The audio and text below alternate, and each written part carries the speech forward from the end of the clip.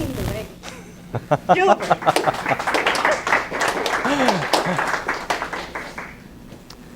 Fellow Toastmasters, most welcome guests. It's great to see everybody here today. I'm going to talk to you about life and the challenges of life. Isn't it funny how sometimes that everything comes all at once, whether it's good or bad? When times are good, business is doing well, you're closing deals, everything, life is going well, you have no complaints, you're on seventh heaven. But when life is bad, the polar opposite completely dominates. You can't close any deals. For the life of you, you can't book appointments. Your girlfriend's leaving you. There's trouble in the family. Everything goes to hell. Well, it's at critical times like that that our mentality and how we view life determines how quickly we overcome the struggles and use the experience to further our personal growth. We all have what seems like insurmountable challenges that we need to overcome. Naturally, most of us would react with worry and fear. Worry that things may not work out, and fear of the consequences when it doesn't work out.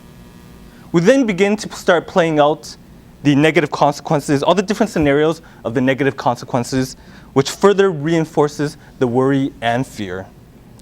These negative emotions have no useful purpose. Worse, they're not benign influences on us. If you start dwelling on them, they start to take over your mind with all the negative influences. They crowd out the positive emotions and beliefs, eventually taking over our mind and filling them with counterproductive emotions that cause us to doubt our abilities to succeed at anything we do.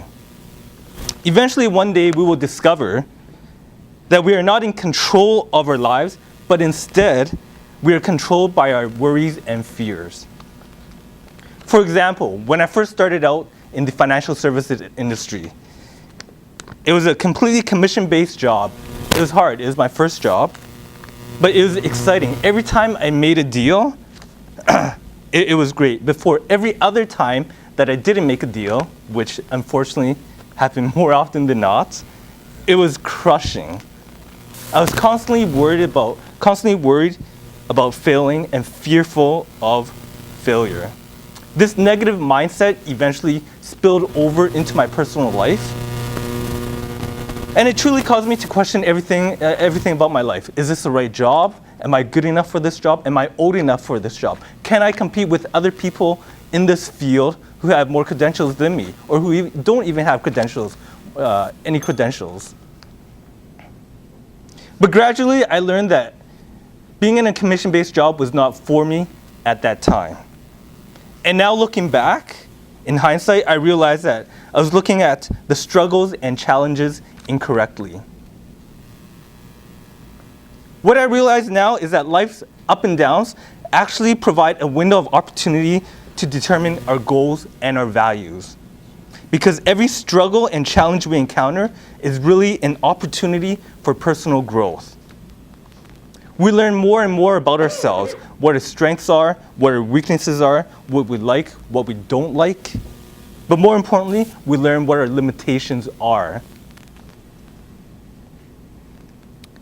These obstacles are here to help us build the stepping stones that we want in life. For strife and struggle can also inspire us to overcome adversity and to propel ourselves to real achievement.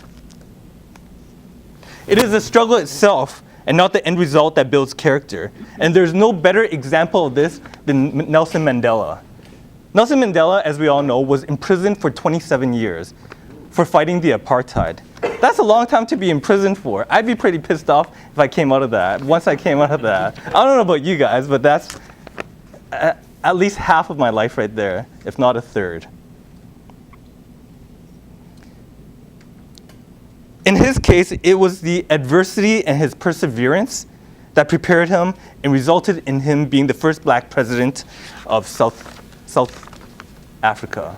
I was going to say it's South America there, but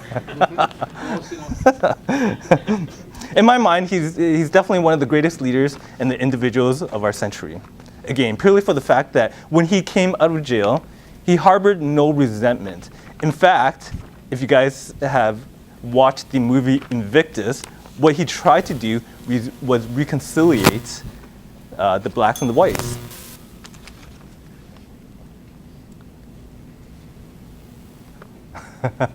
So, how does one learn to dance in the ring?